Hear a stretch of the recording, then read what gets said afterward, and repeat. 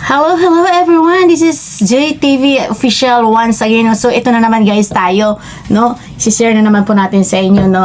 Ito po, President Bongbong Marcos versus Duterte. No, kasi kumbaga 'di ba, iba po talaga yung dating ng apelyido no? Marcos Duterte. O 'di ba? O 'di ba? O 'di ba? Ulitin natin, Marcos Duterte. O di ba guys, so ayon po dito sa resulta no, ng ating i-share sa inyo. Medyo makati yung lalamunan ng inyong lingkod, no?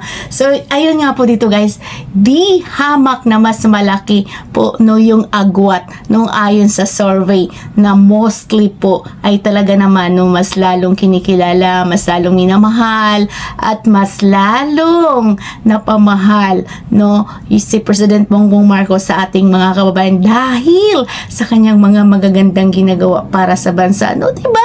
Kahit na anong paninira ng mga Duterte laban kay President Bongbong Marcos, hindi sila magwawagi guys. So ito ang resulta, no? Isipin nyo guys, so 36% versus 16%. O di ba? Tingnan nyo naman yung mga pangangampanya nila, no? Talagang naninira sila at halos nilalangaw na yung mga rally nila yung nakaraan lang lately sa Cebu. Di ba? Imagine dito guys, no, sa mga ginagawa ni President Bongbong Marcos, no?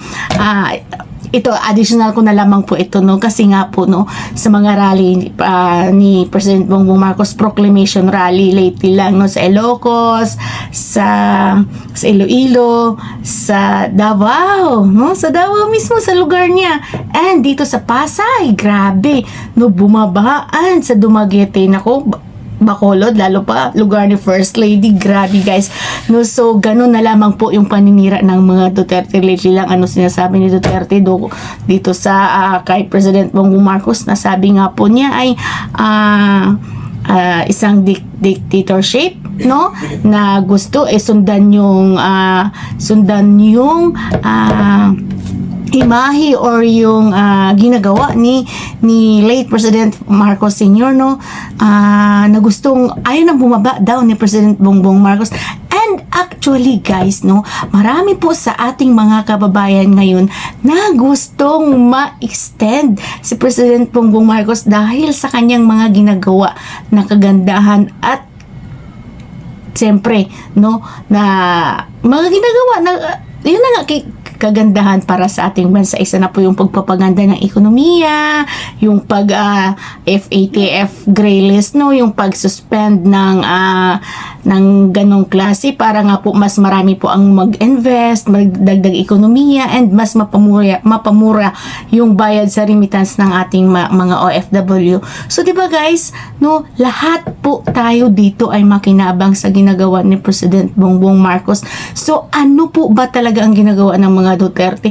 Wala, kundi puro paninira, no, nagbebenta ng mga kumbagay nakikipag kasundo sa China, 'di ba? Yung ating West Philippine Sea na dapat natin ipagmalaki, ano ang nangyari ngayon, 'di ba? Patuloy pa rin ay pinaglalaban ni President Bongbong Marcos na hindi po 'yan makuha at maagaw ng mga China. So, 'di ba, yung pag-ban sa mga pugo, that's why isa din po 'yan talaga sa mga pag-exit po nito ng ating suspension dahil sa money laundering, di ba? So yan po guys ang mga ginagawa ni President Bongbong Marcos. Isipin niyo pa guys, ano, yung bigay po ng mga free na titulo sa ating mga kababayan na ilang libo-libo po yan yung kanilang mga babayaran dapat supposed to be sa land bank. Now, di ba? At kasama po tayo dyan yung inyong lingkod, saksi sa mga pagbibigay ng certificate, no, land title and condonation dito po sa ating mga kababayan sa Hulo-Sulu, sa Tawi-Tawi, sa Pangasinan, sa Bicol, no, sa bandang Bisaya, no, sa Davao. So, diba guys, so yun ang resulta, no, ng pagtaas ng rating ni President Bongbong Marcos against nga po dito kay Duterte. Tingnan nyo naman guys, yung mga DDS lamang po ang nagsasabi na ganun. Ang ano ng mga utak nila, kasi paano ba naman, bakit ganun sila kung ginagawa nilang Imagine, ginagawa nilang parang santo ba yun? Or ano si Duterte? Dahil uugod-ugod na nga. Di ba? Pero gusto pa rin, kumbaga, gusto pa rin maging magka-power. Gusto niyang mas powerful pa siya kaysa sa presidente. Di ba? Kung makapagsalita siya kay President Bongbong Marcos, ay akala mo isang ano lang dyan, no, na kung makapagsalita sila, ganun, lalo na po si Vice President Sara.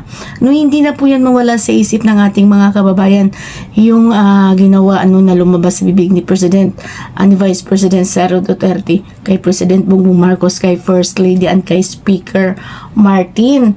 No, nakatatak na po yan sa isip ng ating mga kababayan, no. Puwera na lamang dito sa mga DDS na ito na talagang trying hard, no, or I mean talagang kahit alam na nila na mali, no, kaya naman anuan sila ng ating mga kababayan na mga bobo itong mga DDS, kasi kahit na ganun pa rin ang nakikita nila sa mga ginagawa ng mga Duterte na to, ni Vice President Sara Duterte at ng kanyang ama sa AJK, no, yung bilyong pondo ng kanyang anak doon, no, sa flood control. So, di ba? Ano ang nangyari, guys? Kaya naman, ayan, bagsak yung rating.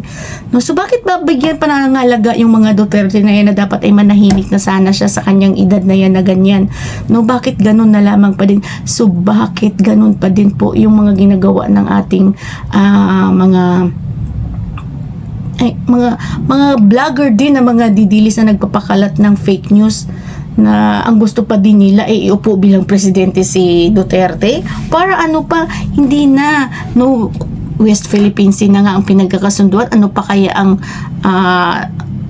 magagawa niya para sa ating bansa? Hindi na, no, para maisalba yung anak niya sa impeachment, no. So, hindi na tayo papabudol, no?